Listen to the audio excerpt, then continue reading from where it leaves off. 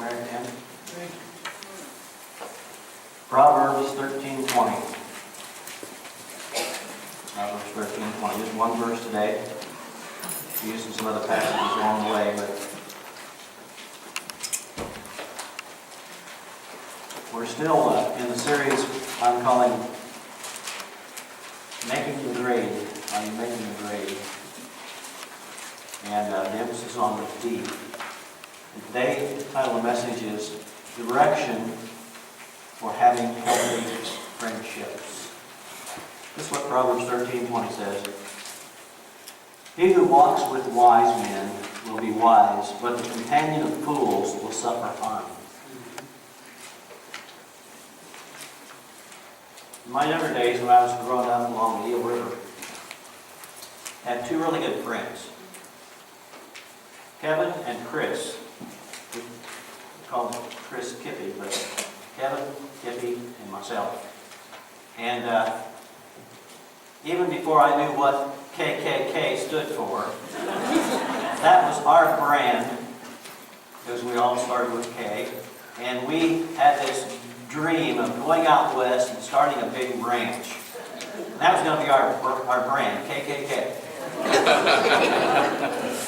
Well, that never happened. We never did get a cattle ranch. We never went out, well, yes, we went out west, but none of that actually came about. No, we were the three amigos before there were the three amigos. We were the three stooges before there was the three stooges. Well, not exactly, I guess not actually that one. They're all different. But anyway, the three of us were just cut out of the same cloth, kind of, and we did things all together. We ran up and down the river and just did all kinds of stuff together. And you know, we were so close that we became blood brothers.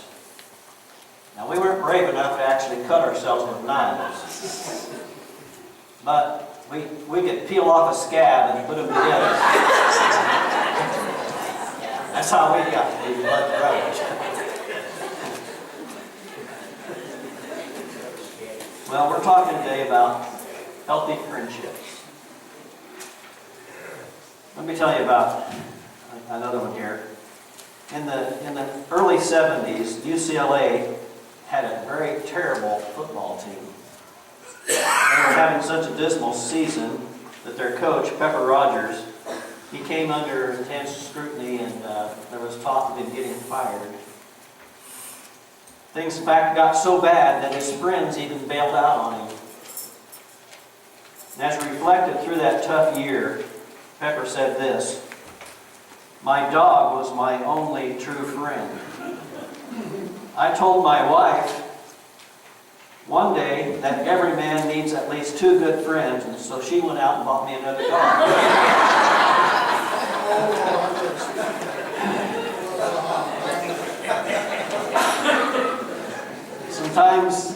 Sometimes a dog is man's best friend, and sometimes his only friend. But today, let's look at some direction from this Proverb 13:20. Because it does have some good information here and good help on how to have a healthy friendship, healthy relationship with other people, with friends. And the reason this is so important is because I think especially with kids,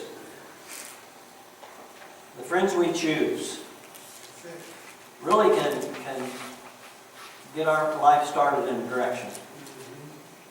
And if that's not the right direction, it can be tragedy. It can be very tragic. I think the Bible is very clear in teaching us that the friends we choose can be the most influential power in our life, in getting us to do things, in causing us to make decisions. And so the friends we gather around us, that's so important. This verse starts out, the first half of it, talks about walking with the wise men. Walk with wise men, it says. Right relationships, they can make all the difference in our lives. And so it's important that we walk with those who are wise. If we do, the chances of our being wise is going to be a whole lot better than if we walk with the fools. He who walks with the wise grows wise, but the companions of fools suffers harm. Solomon must have experienced that in a real way and thought it was so important he communicated it to us. You know, when it comes to choosing friends, I've discovered that generally your friends are going to be either leaders or followers. It's going to be one or the other. And maybe that's just personality coming out in people, but that's, I think, what you're going to find. So, you know, decide what you want to be. Look at your own personality. Are you a follower or are you a leader? And then choose friends to go along with that. Someone said, "He who lies down with dogs gets up with fleas." So be careful who you lie down with. Be careful who you choose as your friends. Most parents' greatest fear for their children, I think, is that they will choose wrong friends.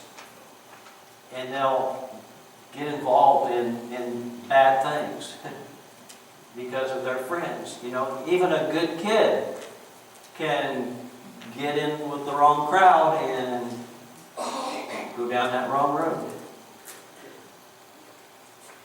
You know, nowadays we worry about social media.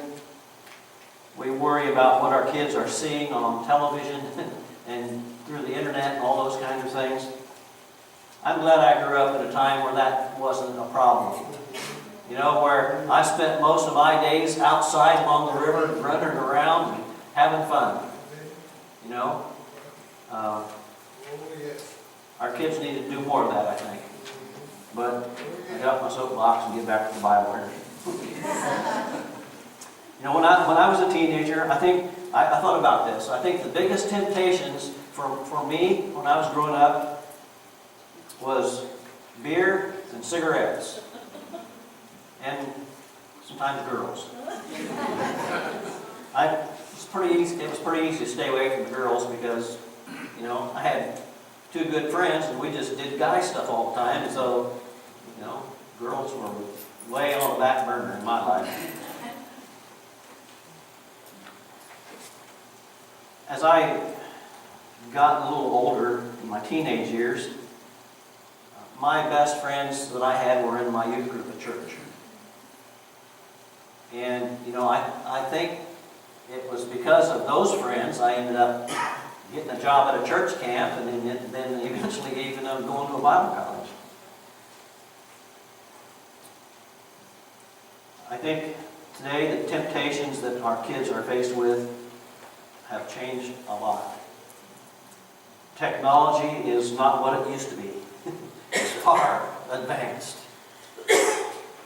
And, you know, sometimes we need to be aware of what the temptations are for our kids. And, you know, it may be that we haven't experienced the temptations that they are experiencing because technology has advanced so quickly that what they're faced with today wasn't even around when we were kids. And so, you know, I think we need to be aware of that and know what our kids are doing. Know who our kids' friends are. You know, I was pretty lucky because my friends always came over to our house. So my mom and dad knew what was going on because we were always, you know, at our house because my mom and dad had a pretty hospitable house.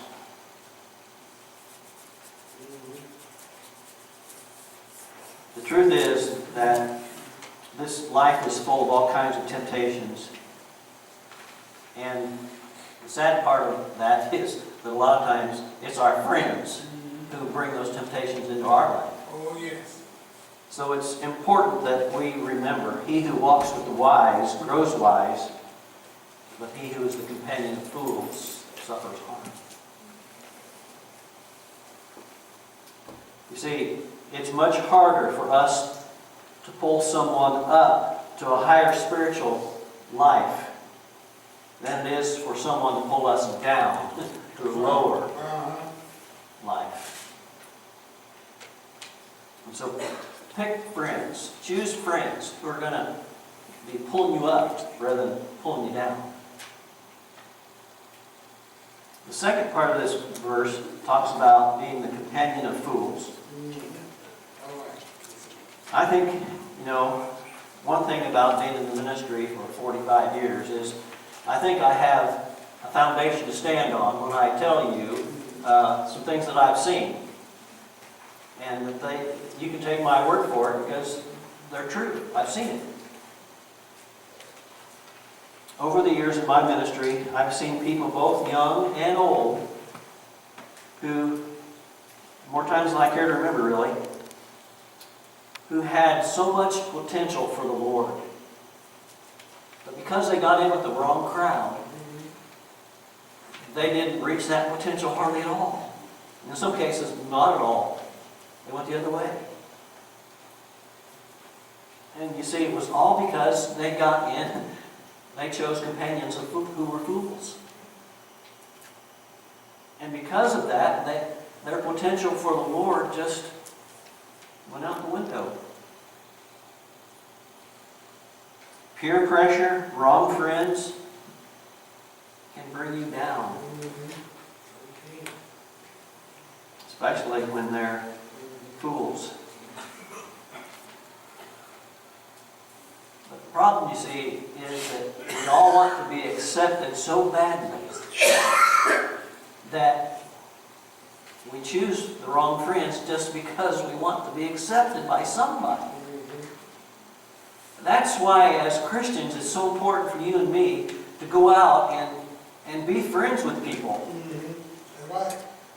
People are looking for someone who will be their friend. Someone who will come alongside them. Stand with them in the good and the bad times. And we can be that to people. That's what the Lord has called us to do, really. To go out and be a friend. And as Steve pointed out already today, when we do that, we'll get the chance to tell them about Jesus. Share the love that He has for us.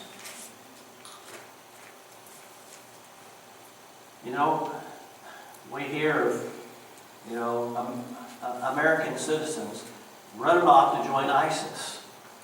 Now, why would anybody in their right mind run off to join a group that beheads people and kills other people? Why?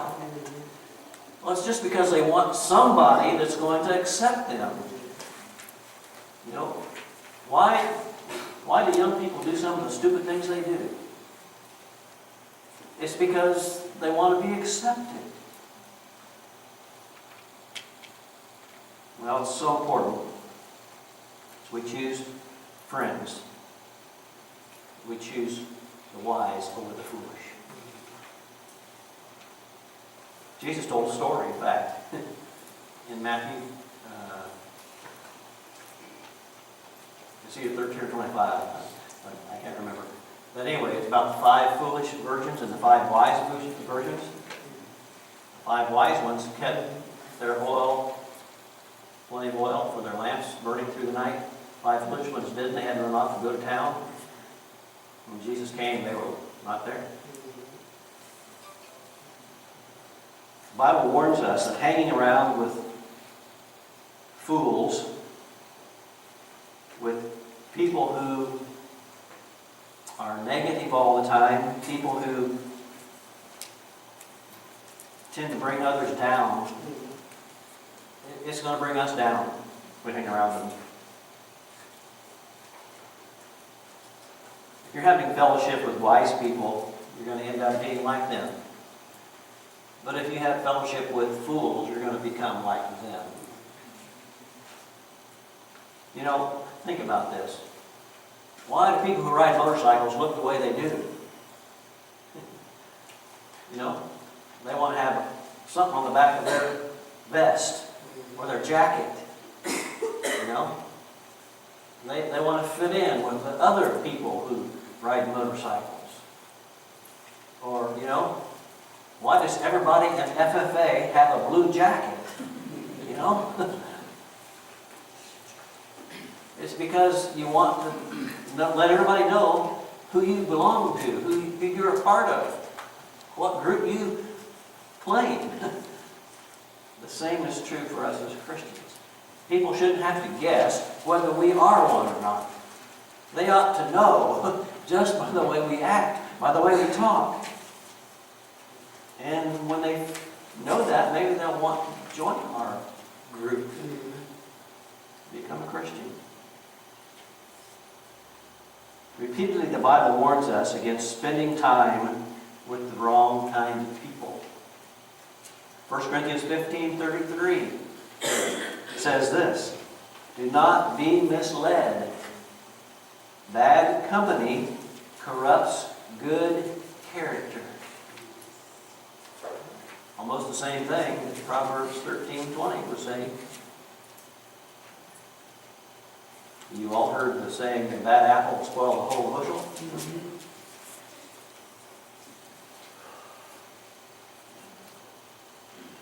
Now that doesn't mean you can't have non-Christian friends. In fact, we need to have non-Christian friends. How are we ever going to win anybody if we always hang around with Christians? I mean, if we just spend all our time in church, how are we going to win anybody out there in the world? So that's not what it's saying. It's just saying you can't allow them to bring you down. Now, I've got my canoe up here, and I want to use this today to be an example. You know,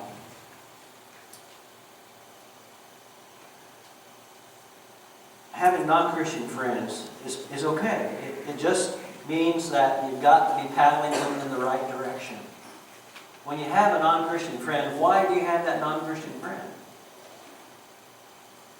Hopefully it's not so you can do non-Christian things that they're doing. No, you want to have a non-Christian friend so hopefully you can rub off on them. You've got to be careful and steer them in the right direction.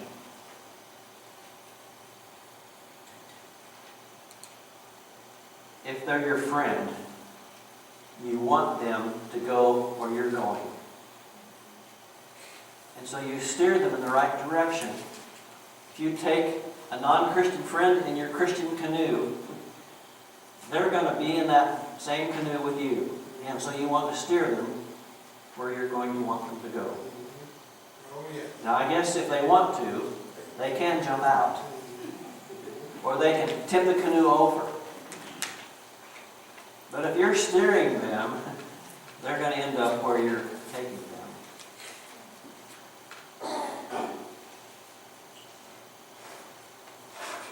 There's a real danger when you give them a paddle. Because they may not want to paddle the same direction you want to paddle. Right. You know, if you've ever taken somebody that doesn't know what they're doing in a canoe, it's not a real good idea, because if they happen to move suddenly and you're not ready for it, you'll be getting wet. But if you're the one in the back who's steering, even though they may not know what they're doing, you can still make up for their mistakes. You can make the correction because you're the one that's steering.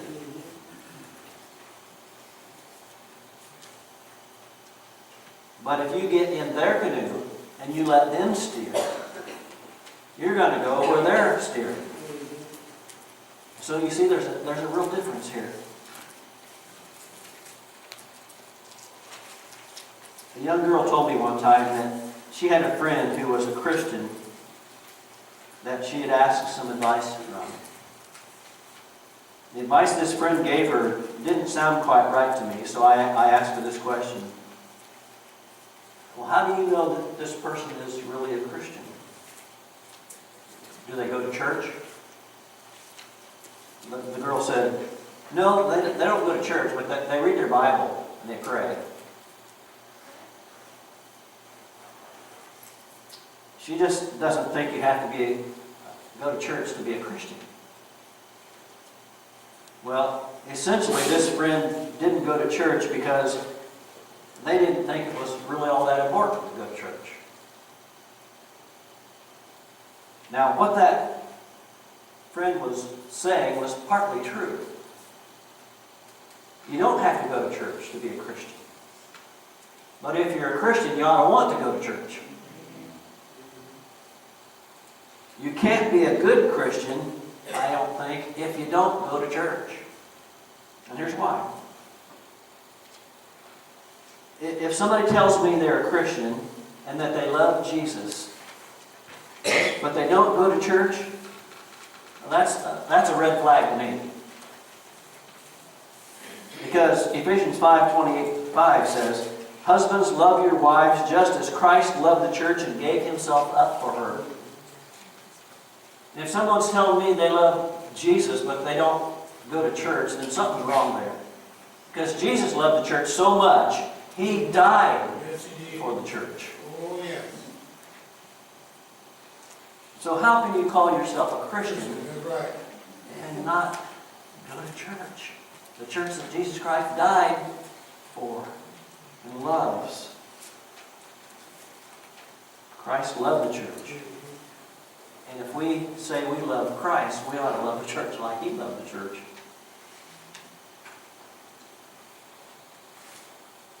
If someone tells me that they love Jesus but they don't go to church, I don't think they can really call themselves a Christian. I think the guy's either deceived or he's trying to deceive me. Either way, I don't want that guy steering my canoe. He doesn't love the church that Jesus Christ died for. If I'm going to have close friends, if I'm going to have friends I spend most of my time with, if I'm going to have friends whom I'm going to allow to shape and mold me and associate with them, if I'm going to have friends whom I'm going to be in the canoe with, then I want them to be going the same direction I'm going. I want friends who will paddle my canoe closer to Jesus than farther away.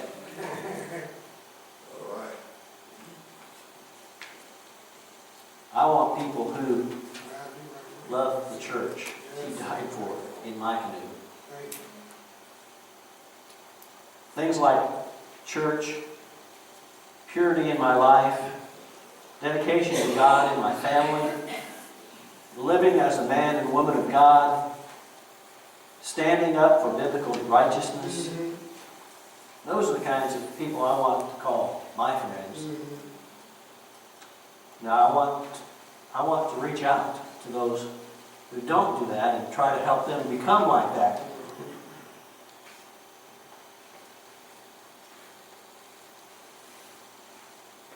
If I associate too closely with people who don't share my values, I can lose the values that I have. And then I'll end up going places I don't really want to go. And I'll end up being somebody I don't really want to be. Oh, yes. Proverbs 12:26 says that we have to be careful about who we choose for friends. It says this: a righteous man is cautious in his friendships. In other words, if you live your life right, you're going to want to please God. Yeah. You're going to want to have, you're going to have to be careful about who you're choosing as your friends. All right. All right. In your Bibles, a verse you ought to have underlined is Proverbs 18:24.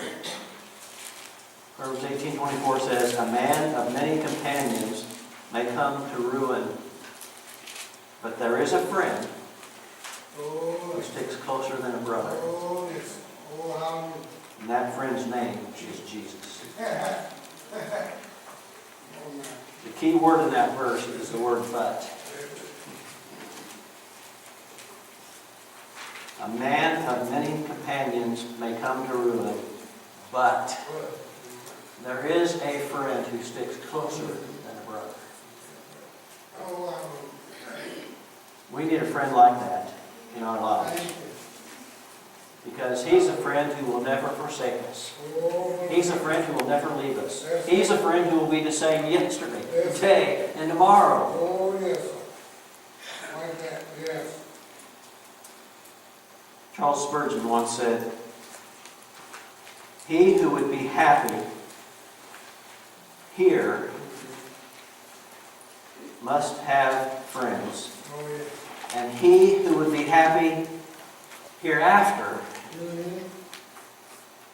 must above all things have a friend in Jesus Christ." If you don't know Him as your friend today, we're going to be singing an invitation to Him. And it's the opportunity today for you Oh, to yes. come to know Him. Thank you. It's your opportunity to get in the canoe. Jesus Christ is paddling.